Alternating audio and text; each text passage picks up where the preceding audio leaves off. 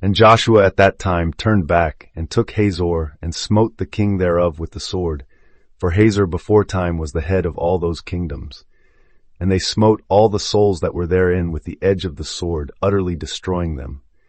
There was not any left to breathe, and he burnt Hazor with fire.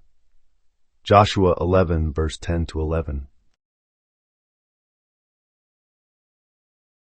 Hazor, the head of all those kingdoms, is nothing but your own ruling thoughts, the proud strongholds of fear, doubt, and division that sit upon your brow. Joshua's turning back is that inner reversal, Hotu, when you cease looking outward for victory and turn within to claim your inheritance. To take Hazor is to enter the mind's citadel, to wield the sword of imagination and smite the reigning king, that tyrant who says you are small, separate, unworthy. Notice how every soul within is smitten with the edge of the sword, utterly destroyed. This is the cleansing fire of your own creative word.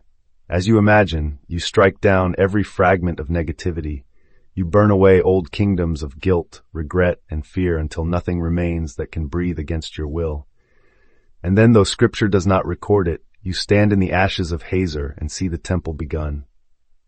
For every fallen stronghold makes room for living stones, Christ in you. You have demolished the old thought patterns so that the structure of unity may grow in spirit. Joshua's fire is not vengeance in time, but the fervent energy of your sovereign I Am. It consumes division and gives birth to the holy temple.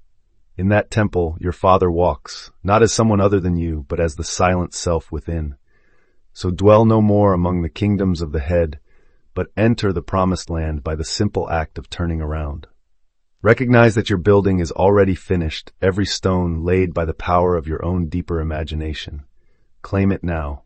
Let Hazor burn, and let your temple arise, a unity of living stones, a perfect dwelling for the Father who is you. In this fierce vignette, you witness an inner conquest. Joshua represents your awakened awareness turning upon Hazor, the head of entrenched fear, doubt, and old habits. Smiting the king with the sword is the mind's decisive act of ending self-defeating narratives. Utter destruction and fire speak to the annihilation and purification of those states you once believed indispensable. In other words, this passage dramatizes the moment your higher self moves in to abolish limiting thoughts so that a new reality can emerge. Here you see the law of mental creation in action. First, a clear intention, Joshua's command, mobilizes inner forces. Second, the sword of your focused attention severs identification with the old pattern. Third, the fire of inspired feeling transmutes residue into spiritual energy. Finally, nothing remains to breathe of the old story, clearing the inner ground for the temple of your true self to rise. This is how imagination, intention, and feeling combine to bring hidden content into manifest transformation. This text reveals your sovereign power, to be both commander and builder of your inner world. You possess the sword of discerning consciousness to cut away what blocks you and the fire of creative emotion to refine what remains. You are not at the mercy of outer events. You are the originator of mental events. By recognizing that every battle is fought within, you reclaim the primal creative act that shapes every circumstance. Begin by acknowledging the limiting belief that has quietly ruled your thoughts, naming it as the king whose reign you are ready to end. Then invite your attention to become a sword in your mind, imagining yourself cutting the story at its very root so that it can no longer take hold.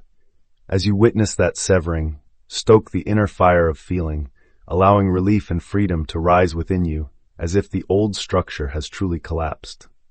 Once you sense that liberation, shift your gaze just as Joshua did, envisioning the new temple already built. See the positive outcome standing firm in your imagination.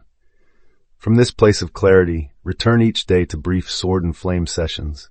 Perceive the belief, sever its grasp, feel the burst of freedom, and affirm the divine reality you intend to live.